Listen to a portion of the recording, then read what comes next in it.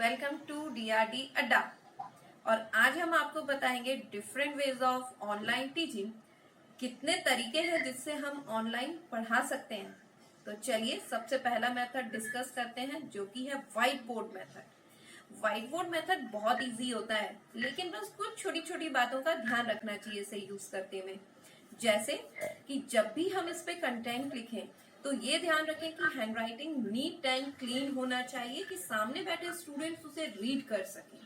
और जो साइज है हमारे अल्फाबेट्स का वो सफिशिएंट बड़ा होना चाहिए ताकि आसानी से पढ़ाई आ सके। इसके अलावा जो मार्कर हम यूज करें कलरफुल तो होना ही चाहिए ताकि बोर्ड वर्क हमारा अट्रैक्टिव हो, लेकिन उन मार्कर्स में इंक अच्छे से होना चाहिए। आपने देखा होगा अगर मार्कर में इंक नहीं होती तो क्या होता है, वो व्हाइट बोर्ड का वर्क पूरा डल हो जाता है और बच्चे ऐसे में वीडियो पे टिके नहीं रहते हैं, वो एग्जिट कर जाते हैं। तो हमारा पर्पस तो है ही कि बच्चे हमारे वीडियो को पूरा एंड तक देखें। तो व्हाइट बोर्ड पे अट्रैक्टिव वर्क करने के लिए मार्कर में सफिशिएंट इंक होना चाहिए। वैसे व्हाइट बोर्ड के साथ एक अच्छी बात यह है कि इस पे जो भी वर्क आपको समझाना है, चाहे वो डायग्राम हो, फ्लो चार्ट्स हो, कोई इंपॉर्टेंट पॉइंट्स हो, आप पहले से लिख के रख सकते हो, या फिर आप चाहो तो उसी वक्त तुरंत की तुरंत लिख के एक्सप्लेन कर सकते हो, है ना। तो ये तो हो गया व्हाइट बोर्ड के बारे में। जो दूसरा मेथड मैं आपको बताने वाली हूँ वो है बुक मेथड। बुक में क्या कर सकते हैं कि जो भी बुक आप पढ़ाना चाहते हैं उसमें पेज खोल लीजिए, कैमरा फोकस कर दीजिए पेज के ऊपर, लेकिन फोकस करते टाइम ये ध्यान रखना कि बुक में जो लिखा है ना वो बच्चों को साफ साफ दिखाई दे और पढ़ाई दे। और आप अपने हाथ में एक पेन या पेंसिल जरूर रखना, वो एक पॉइंटर की तरह भी आप यूज कर पाओगे, और जहां जरूरत लगेगी वहां पे आप अंडरलाइन भी कर सकते हो। बीच बीच में थोड़ा बहुत हाथ हटा लेना ताकि बच्चों को वो रिटन कंटेंट बुक में जो है वो पढ़ने में आसानी से आ जाए। ठीक है, चलो अब थर्ड मेथड डिस्कस करते हैं, वो हमारा है पेपर मेथड। पेपर मेथड में एक पेपर चाहिए। पेपर अगर प्लेन है, व्हाइट है तो बेस्ट है।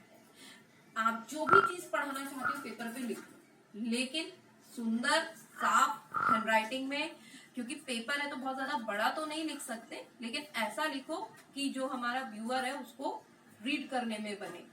और आप कलरफुल पेन्स यूज करो, स्केच पेन यूज करो, अच्छे डायग्राम बनाओ, वेल लेबल्ड डायग्राम्स बनाओ, पहले से ही तैयार करके रखो। और कैमरे को इस तरह से फोकस करो कि वो पेपर का जो कंटेंट है वो व्यूअर को आसानी से दिखाई देने के साथ साथ पढ़ने में भी आ जाए। ठीक है, तो ये 3 मेथड्स हो गए। अब चौथा मेथड जो है वो है power point presentation. Power point presentation जो है कुछ लोग बना पाते हैं, कुछ नहीं बना पाते। नहीं बना पाते तो कोई दिक्कत नहीं है, मिनटों में सीख जाओगे बनाना, बेसिक सा सो। और जब बनाते रहोगे तो बेहतरीन बेहतरीन बनाने लग जाओगे। पावर पॉइंट प्रेजेंटेशन ये है, हो सकता है अगर आप शुरुआत में बना रहे हो तो थोड़ा टाइम लगेगा, बट ग्रेजुअली वो सब हो जाएगा आराम से, फिर कम समय में भी बन जाएगा।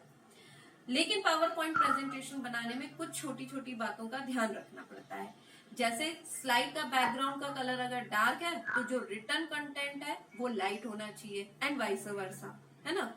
और जो भी हम टाइप कर रहे हैं उसके लिए फॉन्ट साइज और टाइप ऑफ फॉन्ट दोनों बहुत इंपॉर्टेंट है, ताकि यूजर को वो जो व्यूअर है उसे आसानी से पढ़ने में आए, है ना।